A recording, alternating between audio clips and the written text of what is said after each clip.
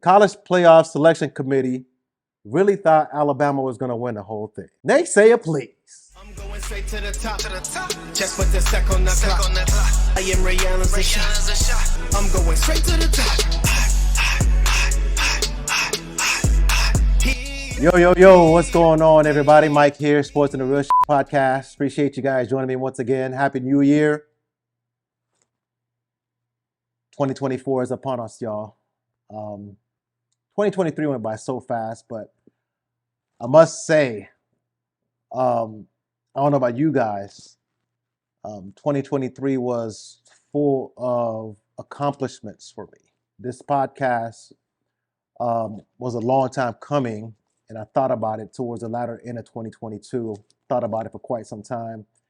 And then, last month or so of 2022 kind of, started buying equipment and actually putting the plan in motion to actually start a podcast in 2023.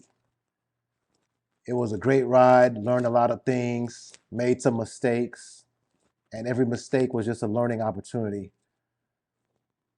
So I'm thankful for what I learned and what I accomplished in 2023. And I'm thankful for you guys for watching and listening and sharing with your friends and telling me I'm doing a good job. It's good to hear that stuff, when you're starting out. And honestly, you're seeing success that others are having. And you're like, man, I could do that too. And I'll talk about that, towards the end of the show. But it's a confidence booster when you hear people say, hey, you're doing a good job, keep going, we like what you said here, this and that. Or even, the pointers that people give, like, yeah, you could do this better, this and that, right? From the very beginning. So I appreciate you guys for sticking with it. And more to come, for sure. More to come, Sports in the Real. But let's jump right into it, y'all. I don't like to prey on people's downfall. All right? Biggie has a song, Pray and Pray on My Downfall. For those of you who remember. I don't like to prey on people's downfall. But I'm going to tell you this, man. I am glad Alabama lost in the college football playoff semifinal. And it's nothing against Alabama. The players themselves, those kids deserve, to play ball, right? They deserve to win. Nothing against that. At least for me, I can't speak for everyone else. But when I say I don't like Alabama, it's not the players. Those kids are talented. I want them to do well. I don't want them to get hurt. Like, that's never my intention. I'm not like that. But when I speak against Alabama, it's really against a system, and I'm going to sound political here, a system that presumes Alabama is always a great team, which is not the case, or presumes that Alabama is always better than everybody else. And that's not always the case, especially this year. I was saying from the very beginning, if y'all, watch the episodes from the beginning of the season and throughout the season, I said, Alabama hasn't looked like Alabama all season. Jalen Milroe started off super cold. They lost to Texas. He got benched. They played USF. Looked real sus. He got his job back. Looked much better. But even still, as they looked better, they didn't look great. They didn't look dominant. They didn't look like Alabama of old. So when Alabama got put in the playoffs ahead of Florida State, yeah, I was upset as a Florida State fan and alumni because this Alabama team is really no different than Florida State, even with a backup quarterback. And that's what people are missing. In their minds, people think that this Alabama team is the Alabama of old. The Alabama with Jerry Jeudy and Tua and these boys. Like, no, this is not the same team, man. This is an Alabama team. They're good, but they're not dominant. They're not running through everybody.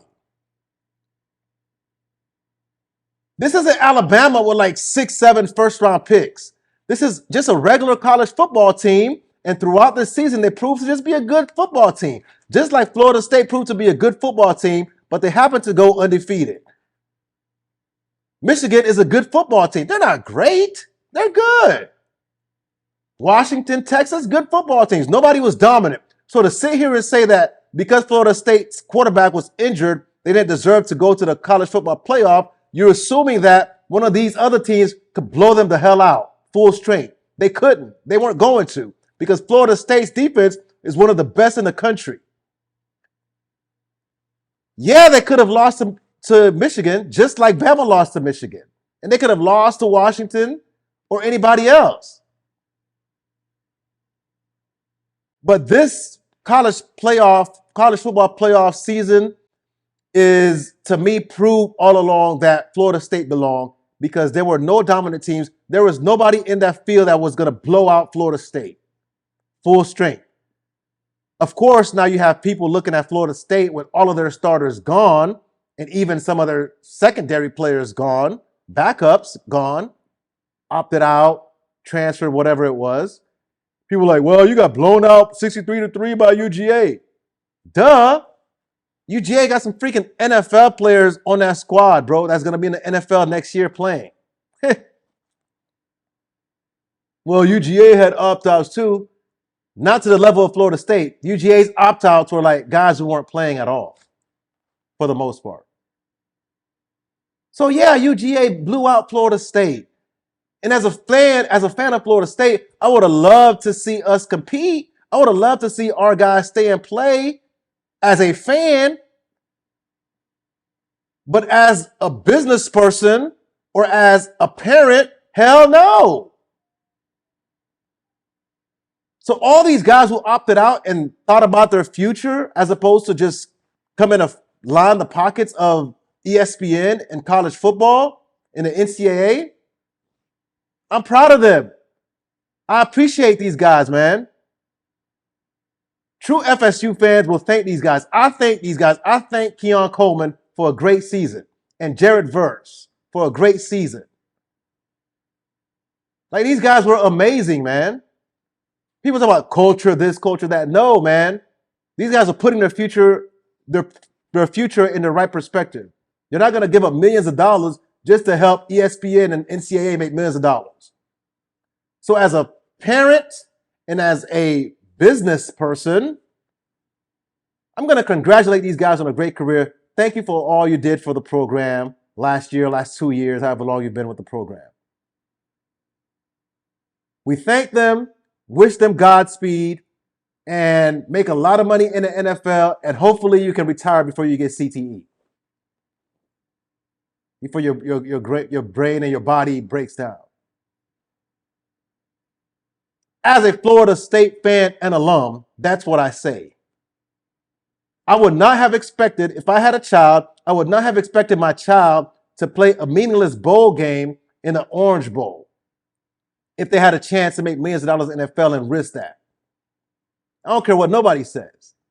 I would not have wanted my child to do that because the NCAA and the College Football Playoff Selection Committee already told us that the previous 13 games were meaningless. So why play this one? To prove what? What does the Orange Bowl prove to anybody? Nothing. Previous 13 games were meaningless. So is this one.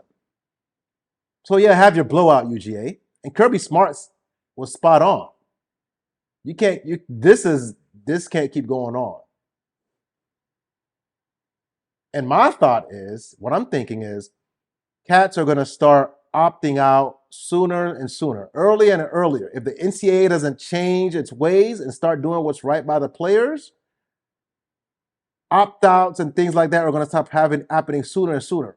If your team's lost 3-4 games, why keep going? Why keep risking injury? Playoffs or no playoffs? Bowl game or no bowl game?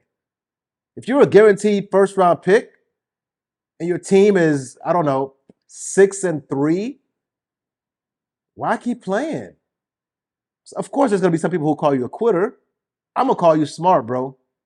The last thing you want to do is break your leg like Jordan Travis and throw money out the window or something crazy, ACL. So I'm proud of these guys, man. Keon Coleman, Jared Verse, all of these boys, man. Thank you for all you did. Thank you for helping put Florida State football back on the map. And then the next recruiting cycle is going to come in and we're going to be even better.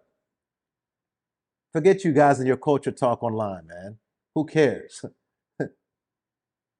When a championship comes, talk to us. But shout out to Michigan, man. Again, I don't pray on people's downfall. I'm not like that at all. But I could not stand for Alabama to go win a championship because that would have validated the CFP selection, right? That would have been like, oh, yeah, there's a reason why we put Alabama in. No, Alabama wasn't a great team this year. They were a good team. Like the top 5 teams were, all of them, top 6 teams, include UGA. Top 6 teams were all very similar, close in competition, like ones versus ones. Like they're all similar. They're all the same. Nobody's blowing out anybody. But that's not what the SEC fanboys would like you to think. Somehow they think this is years past. No, this is not the same Alabama. It's not. It really isn't. Jalen Milroe threw for 116 yards, 16 of 23, 63 rushing yards. You don't think Tate Rodemaker could have looked like that? And our running game is much better than Alabama's running game. Our O-line is excellent. FSU's O-line is excellent. One thing we do is create running lanes. You don't think Trey Benson would have balled out or could have balled out? Shit. That's what happens when you have preconceived notions. You assume that the SEC is automatically better than everybody else, even when they've proven to you throughout the year that they're not. So Trey Benson, Keon Coleman, Jared Verse, all of these guys, man. Thank you for helping Florida State get to where it was at. Godspeed, do your thing in the league, make a lot of money, and get out before things get too bad on your body. College Football Playoff Selection Committee, we told you so. We tried to tell you. These boys really thought Alabama was going to win the whole thing. The College Playoff Selection Committee really thought Alabama was going to win the whole thing. Naysayer, please. Some of you will get that. Some of you did get that. Some of you will get that. Naysayer, please. That's all I had to say, man. That's all I had to say. Again, Bama fans, don't come for me. This is an emotional response to getting hosed. And that's usually what happens. Had the shoe been on the other foot, you guys would have been doing the same damn thing. It is what it is. Let's move on, y'all. All right, NFL. I was out for a couple of weeks on vacation, Christmas time and all that. But I caught online Cam Newton and everybody else chiming in on game managers and game changers quarterback. And if you follow this podcast, you know how I feel, right? The game changer, game manager conversation is the same thing as elite, non-elite quarterback conversation that I've had quite a bit on this podcast. Because that's what fans focus on. NFL fans at this point could care less if you bash their team. NFL fans don't care if you call their team trash, if you say their team can't win the Super Bowl. But if you dare say their quarterback, who they think is top 10, is a game manager, oh boy, they're coming for your head. So NFL fans at this point could care less if you talk bad about their team. All they want to know is that their quarterback is a top 10 and he's elite. He's a game changer, according to Cam Newton. They don't care about nothing else. So Cam says game changer, game manager. I say elite, mid. That's what cats say. Some people say, one guy's a truck, right? He's pulling the trailer, and one guy is a trailer being pulled by the truck. It's all the same conversation. So as I'm on vacation and I'm reading this stuff on social media, and it's clear that Cam Newton, like everyone else, chooses who he considers a game manager or a game changer based on the play styles that he likes. And I've said it before, the people that fans call elite versus non-elite, the elite people is really based on their style of play and they like them. They like Josh Allen because he can throw the ball 80 yards off his back foot. Same with Justin Herbert. Those guys are considered elite because they make crazy highlight play throws, and Josh Allen obviously runs like an actual buffalo through people. But Justin Herbert doesn't have the results to back up elite conversations, elite talk. But he's been considered elite, whereas Dak Prescott is always considered mid. But when you look at their statistics, they look about the same. And Dak, in my opinion, is more clutch, as much as I don't like the Cowboys. So like everybody else, the media, fans, Cam chose his game changer, game manager list based on style of play and what he likes. And of course, the style of play that he chose is the style of play that he played with. It was his style of play. Guys who run around and make plays with their legs. So he has Lamar as, a game changer. Joe Burrow is a game changer, right? Because he runs around and does things with Patty Mahomes, game changer. So he has Tua as a game manager. Dak, Purdy, a game manager. Like all these guys who essentially look at as pocket quarterbacks, he considers them all game managers.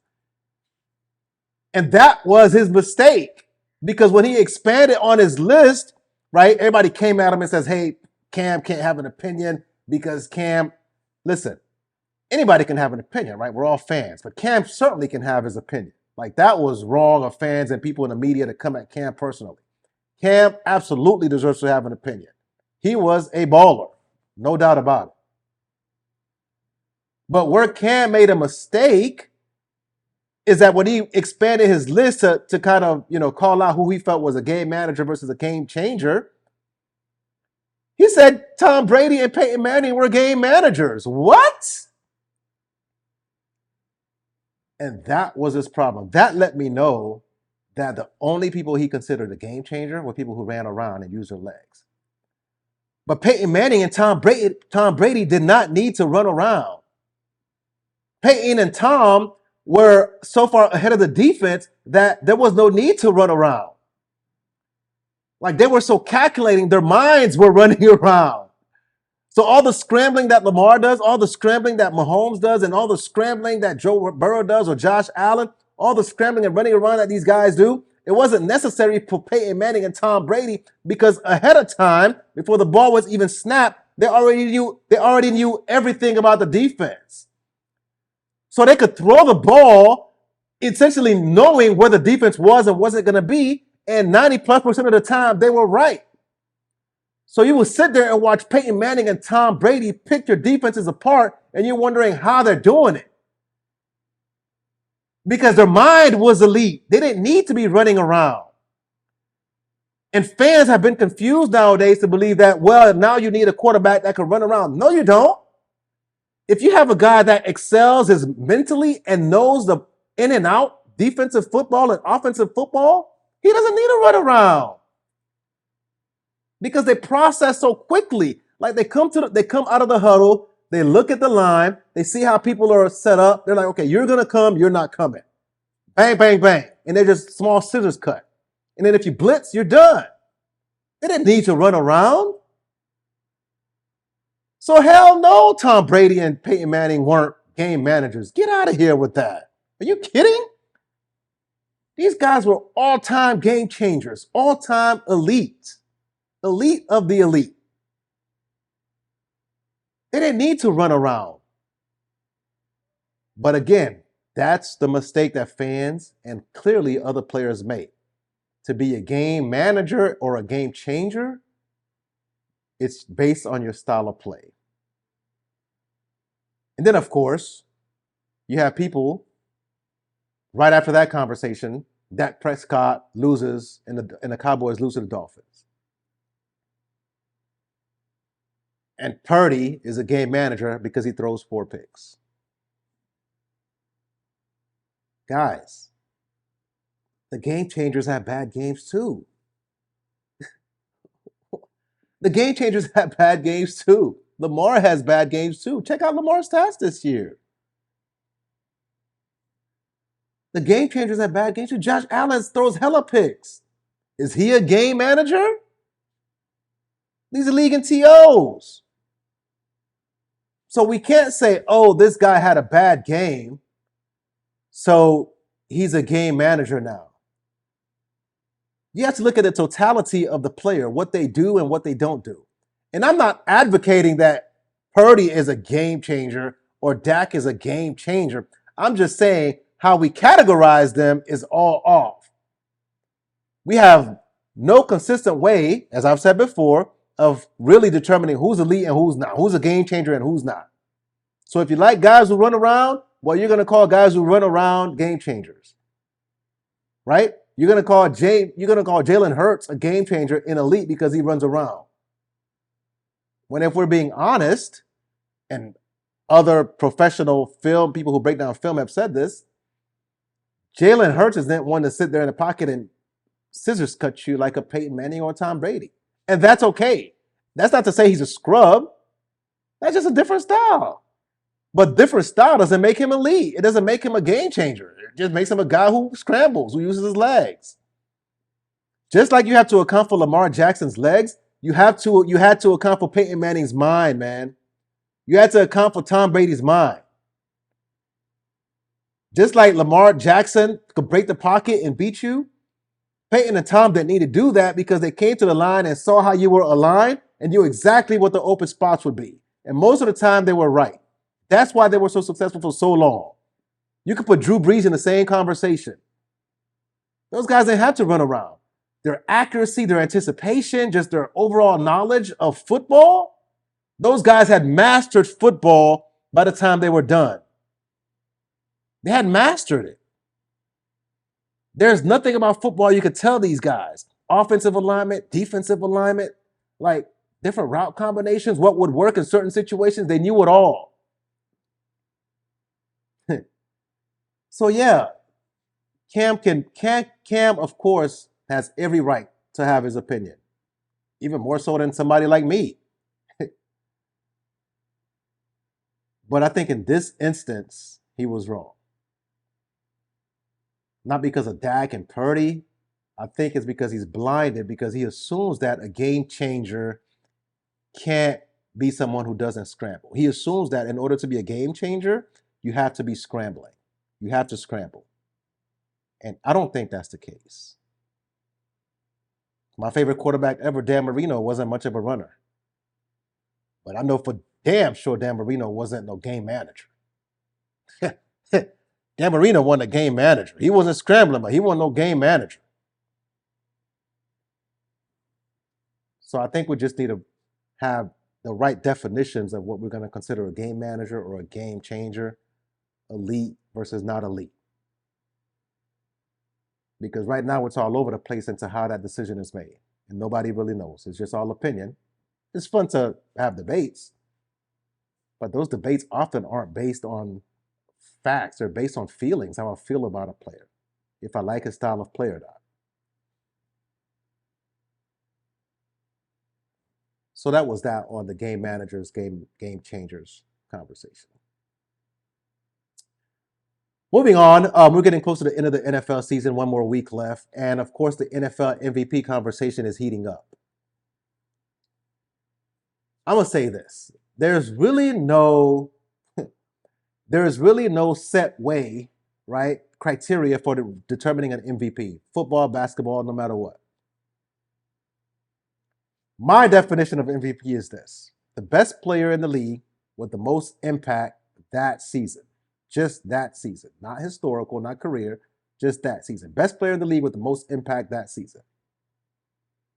Lately, it's become a quarterback-only conversation, quarterback-only award, and I hate that. But to me, best player, regardless of position, impact on the team. So it's stats plus the impact on the team and team success, meaning if you throw for 50,000 yards in a season, right? I'm exaggerating, right? If you throw for 60 touchdowns in a season, but your team record sucks, yeah, you were great. You impacted your team. You were your team's MVP, but you're not the league's MVP. So that's my take on it. Stats plus impact on team plus team success. It's not just the most valuable position. People assume that, well, if you're a quarterback, you're automatically the most valuable person on your team. That may be true just because there's a scarcity of good quarterbacks, but that doesn't make you the MVP of the league. That's how I differentiate it. So it's stats plus impact on team plus team success. So here is the guys people have talked about in the MVP conversation, right? Lamar, Josh Allen, Dak Prescott, even Patrick Mahomes in a down year, Tua, Purdy, Christian McCaffrey, of course, and Tyreek.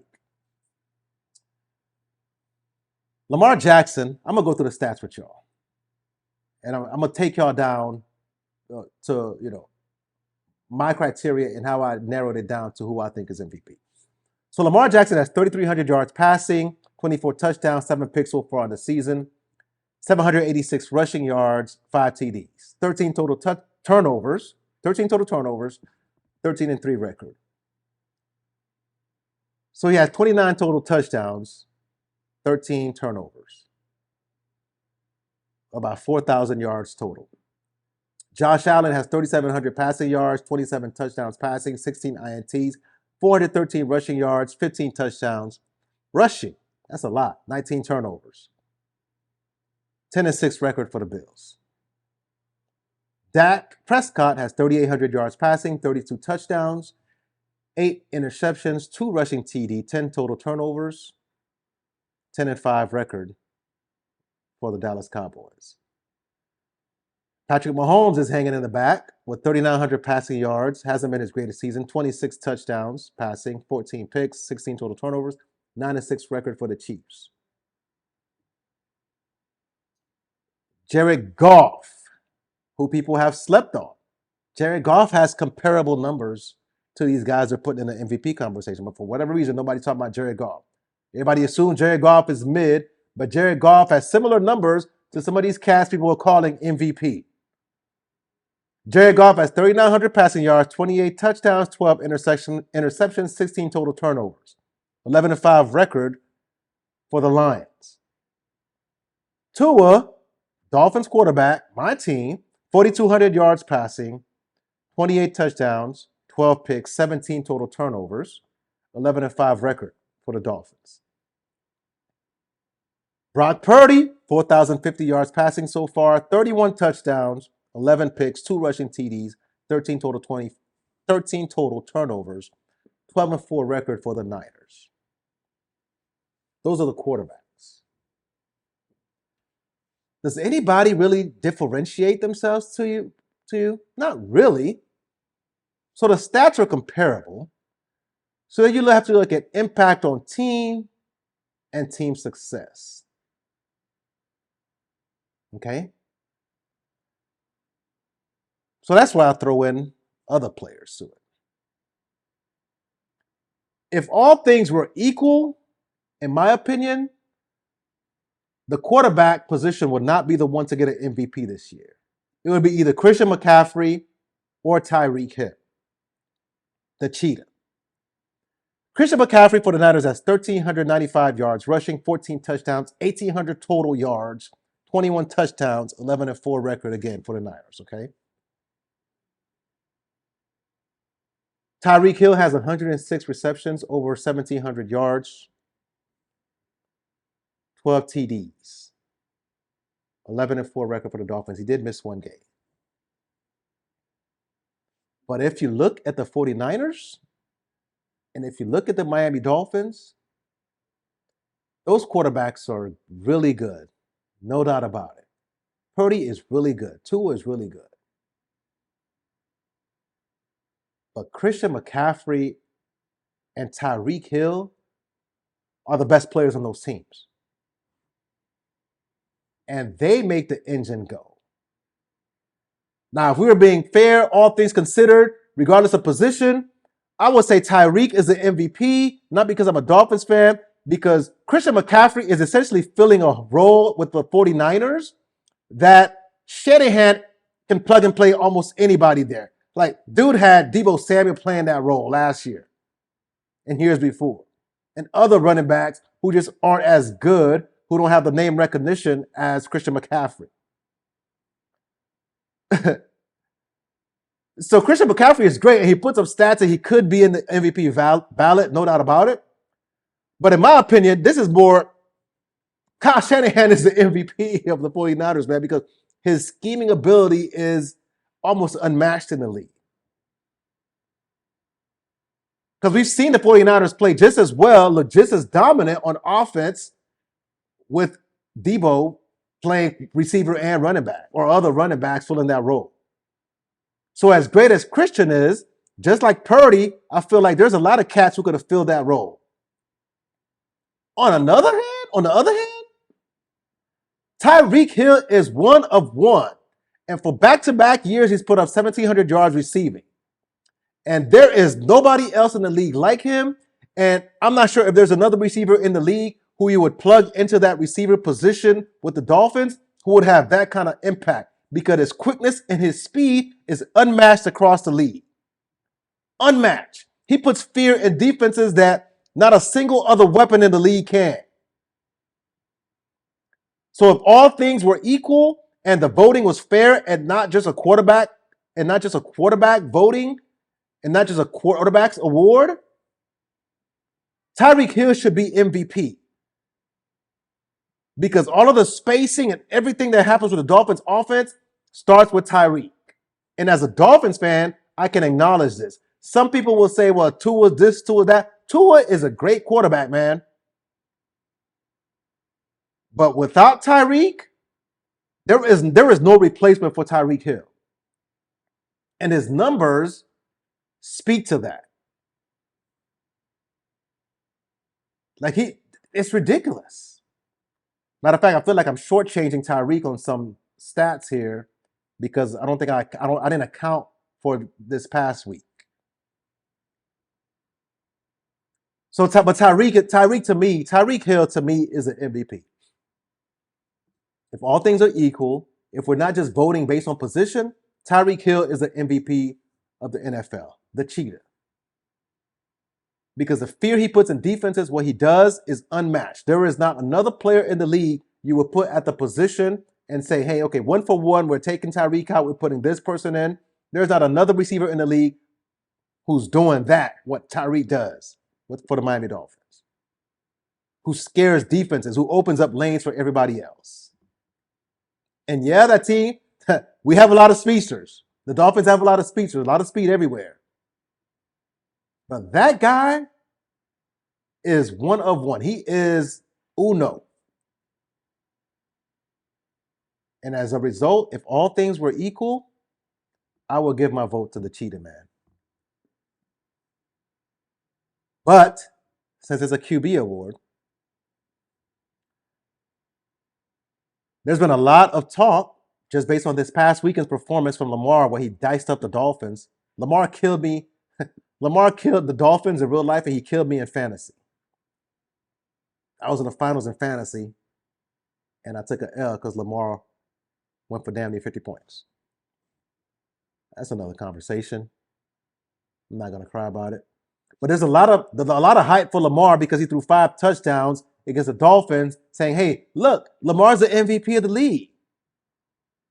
If we're being honest, man, and I'm not a Cowboys fan, not even a little bit. But if we're being honest, Dak Prescott is the league MVP. If we're going to say, okay, we're not counting Tyreek, we're not counting Cheetah, we're not counting Christian McCaffrey, we're only looking at quarterbacks, Dak Prescott is the MVP of the league, man. If we're not going to be biased, people already have their preconceived notions about Dak Prescott. But if we're going to be honest with ourselves, Dak Prescott is the league MVP, man. His numbers say it. His impact to his team says it. And his team's winning says it. So here's a couple of things I just noticed, right, in comparing the two. And this is not a slight at Lamar. I love the dude. Like, I hope this guy if I wasn't a Dolphins fan and I want us to win, like I really want Lamar to win a ring to shut people up. So this is no shade at Lamar at all. Quarterbacky. Child, please. Listen, man, sidebar, all right?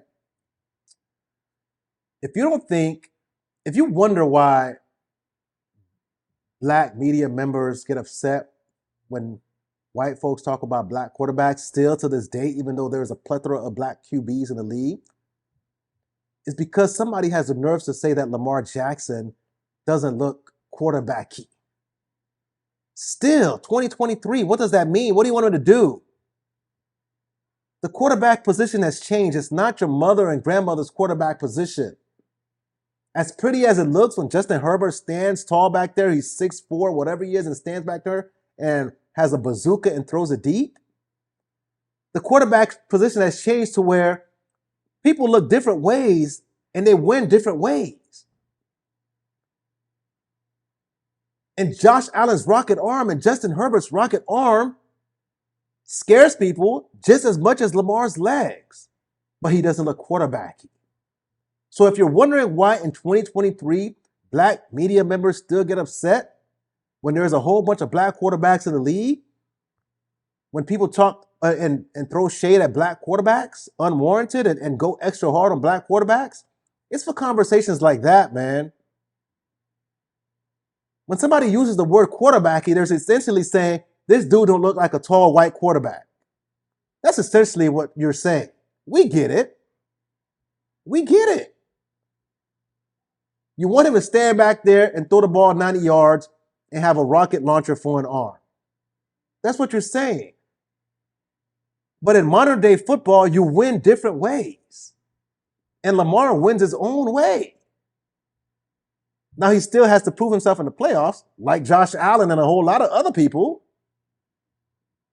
But don't discredit the guy, man. So if you ever wonder why people still get mad, why do black people still get mad that, black quarterbacks, that's why. They're judged differently, man. You could talk about Lamar's stats and say his stats don't warrant MVP. That's a different conversation. You could say that. I'm making that argument right now. But when you say he doesn't look quarterbacky, you're saying the quiet part out loud. We get it. We get the whistles. We can hear them too. Anyway, back to the conversation. So Lamar, as great of a season as he's had, Lamar has had 3 games this year where he's thrown 0 touchdowns. This is to compare the two. This is to compare Lamar and Dak, okay? Lamar has had 3 games this year where he's thrown 0 touchdowns. His team has won 2 games where he's had 0 touchdowns, neither thrown nor ran for a single touchdown. 3 games with 0 touchdowns, his team has won 2 of them. We're talking about impact on team. Lamar has 4 games with less than 250 yards, 250 total yards. The Ravens won all of them. 4 games with less than 250 total yards, and the Ravens won all of them. 6 games with 300 yards of offense. He had 6 games with at least 300 yards of offense. That's Lamar. So I'm going to say it again. 3 games with no touchdowns. 2 wins by the Ravens where Lamar accounted for 0 touchdowns. And of course, people are going to say, well, his impact on the field opens up the field for other people. Yeah, other quarterbacks do the same thing. We can't start making those judgment calls and saying who opens things up for their teammates and who doesn't. I'm sure Dak does the same thing by his presence on the field as well for the Cowboys. So 3 games with 0 TD, 2 of them were wins by the Ravens. 4 games with less than 250 total yards accounted for. Ravens won all of them. He's had 6 games this year with 300 yards of offense. Dak Prescott has 2 games this year with 0 touchdowns. Dallas won 1 of those. Dak has 4 games this year with less than 250 total yards. Cowboys are 2-2. It's a 2 L's when Dak didn't have 250 yards passing. Dak Prescott has 8 games with 300 yards of offense. So he has the performance, right, advantage. 300-yard games, 8-6. He has the impact advantage. The games where he didn't play well or as well, Dallas took some L's for with Dak. The games where Dak didn't play as well, Dallas took a couple of L's. The games where Lamar didn't play as well, less than 250 yards of offense, the Ravens won them all. Because their defense is legit. That's why you can't just pin QB record 100% on the quarterback. Again, we're talking about elite and non-elite quarterbacks. So in my mind, Dak has the edge over Lamar. If people are going to say Lamar's their MVP based off of last weekend, Dak is the MVP of the NFL based on the whole season, man. If we're going to be honest and not be biased and not be prisoners of the moment, Dak Prescott is the MVP of the league. Because when he doesn't play as well, Dallas tends to lose. Or Dallas has lost. When Lamar hasn't played as well, Baltimore won 4 games when Lamar didn't have 250 yards, registered 250 yards. That's total passing and rushing. Again, 6 games where Lamar's had 300 yards total offense, Dak has 8. So again, I'm no Dallas Cowboy fan. But if we're going to be honest, Dak Prescott is the MVP of the league, man. The numbers say so, the impact says so, and the team record says so. Of course, you're going to have people talking about Josh Allen, and Josh Allen's turned the ball over way too many times to be an NFL MVP. I'm sorry. Great numbers, a lot of touchdowns, but Josh Allen's thrown too many picks and cost his team wins as a result of his turnovers. No thanks. Great talent, not MVP this year. Not when Dak has thrown touchdowns, he's taken care of the ball, and he has impacted winning. He may not be flashy. He's not breaking ankles. He's not throwing the ball 100 yards downfield. But he's the MVP. In my opinion. Dak Prescott, 2023 MVP.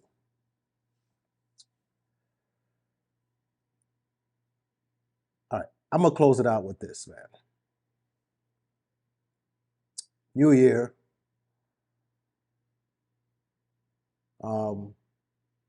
Many things ahead, y'all. I have thoughts running through my head, how to be great, and not remain stagnant with this podcast, take it to the next level. But as someone who plays basketball pretty regularly, at least once a week, I've found that dudes are their most confident on their basketball court. All right? Or on the football field, those who play football. But dudes are the most confident on the basketball court or when they're doing something athletic. That's when dudes are the most confident.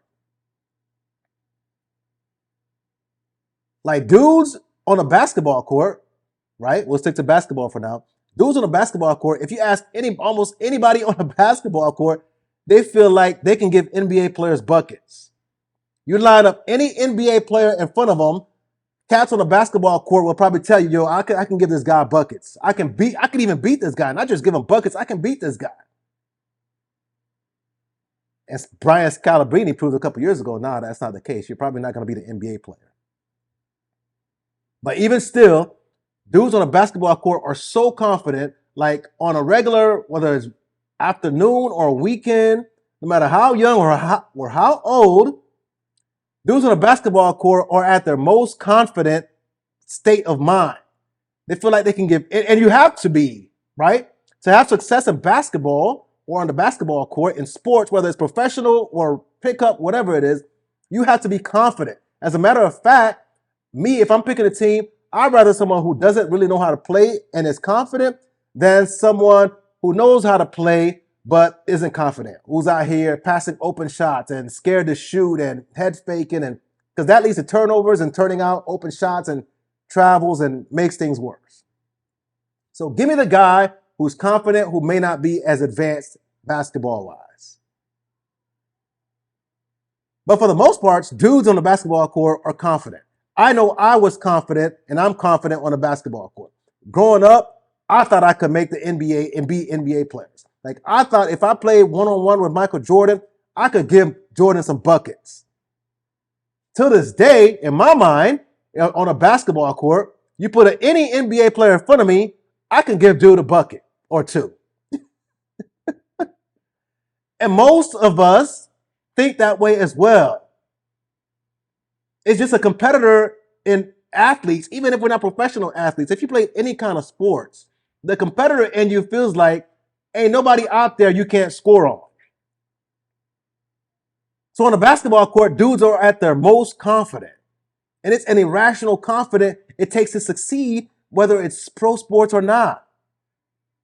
Like, the most irrational confident cats are memorable. Like, J.R. Smith is memorable, not because he was the greatest ever, but he was so irrationally confident. Like, he felt like he could make any shot at any time. And we loved it. That's irrational confidence.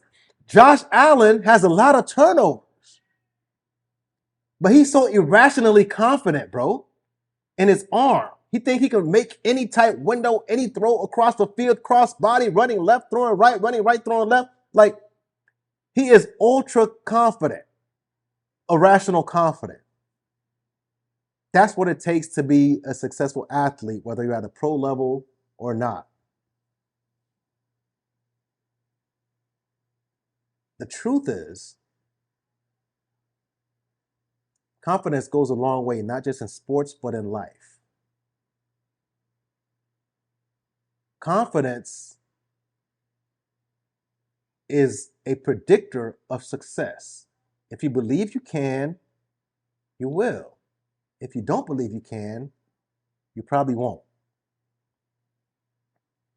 So dudes are the most confident in the gym. So I'm being semi-serious when I say the world's biggest problems, if you brought it and discussed it on a basketball court, dudes could probably figure it out. Dudes could probably solve world hunger on a basketball court, because that's when their mind is, they're the most confident, their mind is the most creative. Nobody in this gym can stop me from scoring a bucket, from getting a bucket right now. I'm that guy. I'm the most confident. And that confidence, if whatever problem we're facing, if we faced it with as much confidence as we do when we're on the basketball court, we would be way more successful in life, most of us. Most of us will be way further along in life, way more successful in life, and have achieved or be closer to our goals if we were as confident in life as we were on the basketball court. But for whatever reason, once we leave the basketball court, once the doors close, the doors of the gym close behind us, once we leave the park, that confidence just fades away. We're no longer confident in our abilities, a lot of us. So all the confidence we just had 15 minutes ago, for whatever reason, when we walk out into real life, is gone. And maybe it's because we've faced failures and we've faced challenges in life.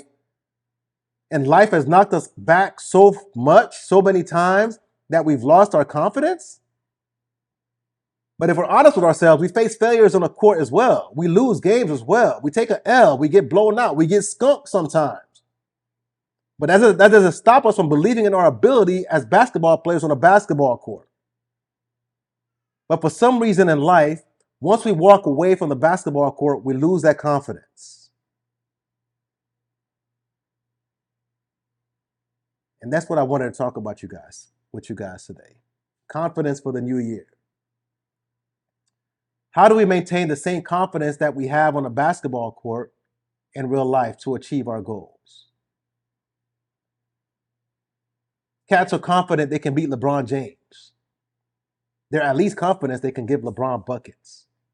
Cats who barely played high school ball, played no college ball, will look at you dead in the eye and tell you they can beat Bron one-on-one. They can give Bron buckets. Confidence, state of mind. But for whatever reason, when we walk out, we lose that confidence. when we walk out of the gym, that confidence is gone.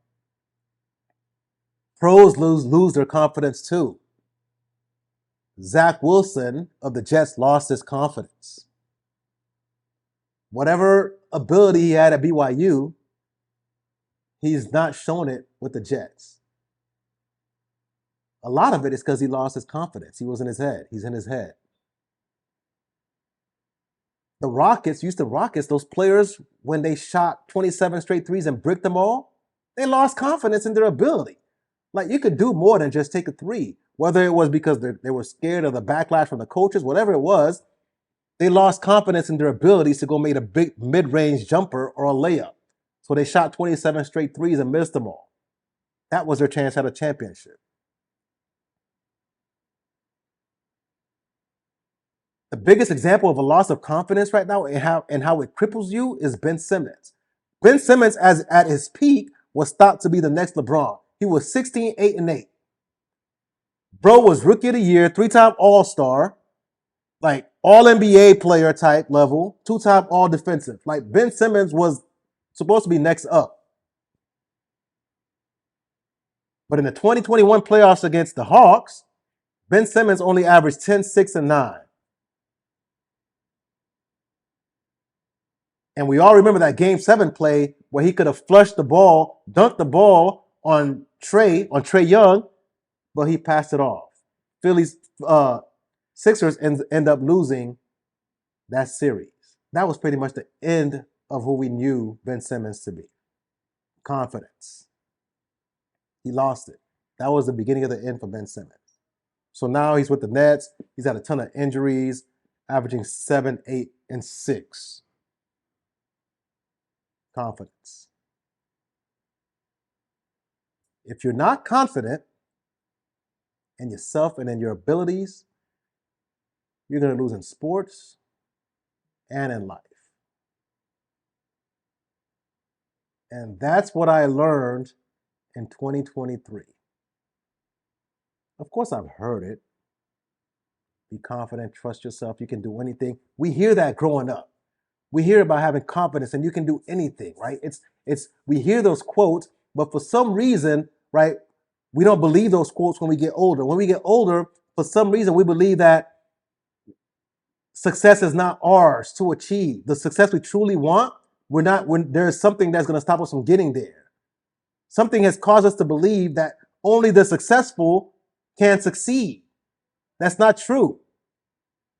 It's not only those who are successful who can succeed. You can succeed out there, my friends. Success is not limited to just those who are successful. And confidence is the first step to achieving success. And I learned that because implementing and going live with this podcast took a lot from me, because talking in front of a camera is not really something I wanted to do. As much as it's easy for me to talk about sports, it's not easy for me to sit there and talk in front of a camera. That's not, anybody who knows me knows I'm not a talker like that. That's not my personality. But if you're confident, if you're confident, you can. If you're not confident, if you keep telling yourself you're not good enough, you can't talk in front of a camera, you can't do this, nobody's gonna like you, nobody's gonna like your voice, people aren't gonna like how you look, people are gonna make fun of how you sound, this and that. Those negative thoughts that you have, those things are gonna keep you back. Confidence. Confidence will keep you down in sports, it will keep you down in life, and it will keep you away from achieving your dreams. So that's my thoughts for you guys as you go into the new year, 2024. Just be confident, man. Of course, there's more to it than that. If you're going to win, there's more to it. You can't just be confident. You got to go execute. You got to put in the work. You got to work hard and practice and hone in on your craft and this and that, right? There's a lot that goes into it, but it all starts with confidence. If you tell yourself no, you're not even going to take the first step to learn your craft, to get better at your craft. If you tell yourself no, then you ain't gonna get off your butt to do anything. To go get a degree, to finish your degree, get that job you've been wanting, start a podcast. If you tell yourself no, start that new business. You ain't doing that. But if you're confident, you tell yourself, yes, yeah, I can beat LeBron. I can give LeBron buckets. Yeah, I can start that business. Yeah, I can do anything I put my mind to. Yeah. Then that confidence breeds action, and it breeds more confidence as you begin to win. And even when you experience a setback and you take an L, it's not going to stop you. You're going to keep moving forward because you're confident, your mindset. So for 2024, man, I'm going to push you guys. Sports are the real shit. This is the real right here. I'm going to push you guys to do more, to go win. Go win. Go finish that degree. Go get that job you wanted. Fix up your resume, man. Go win. Go make that money. Be a better family man. Go win.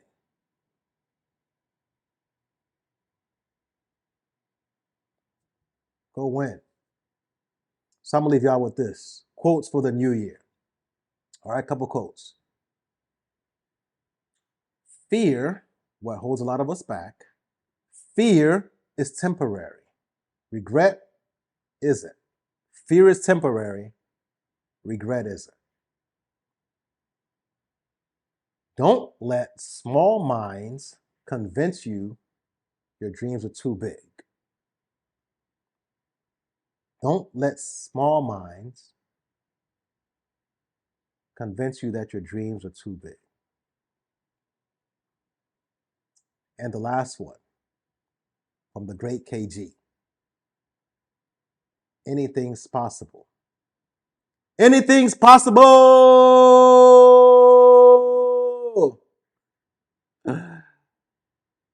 Anything's possible. So let's go win, y'all. 2024. Let's do it. Sports and the real shit. Appreciate y'all once again. Mike. I'm gonna catch you guys next time. Peace. I'm going straight to the top. Just put the stack on the clock. I am Ray Allen's a shot. I'm going straight to the top.